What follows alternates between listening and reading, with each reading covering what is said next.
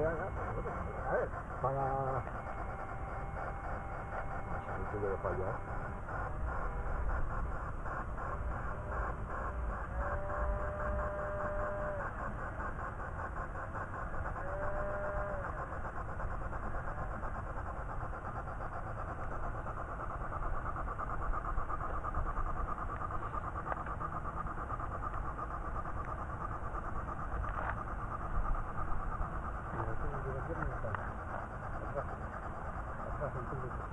Esto es de qué frecuencia?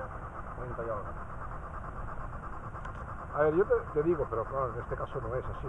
Yo te digo que el otro día, la última vez que vine, me fallaban. Llego a casa y el timón hacía así, Ahora no falla. Yo tengo 60 en cristal. Ah.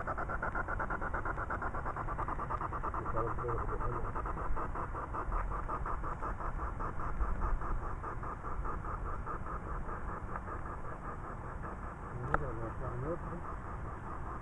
Pero a ver, si falla, ¿qué te No sé si es la emisora, así que me entiendes. No. Además que hay Si mal tú contacto. tocándole ahí, no, el cristal no creo que sea, porque el cristal es una cosa sencilla. Es como un pedazo de hierro, no tiene más historia. A ver,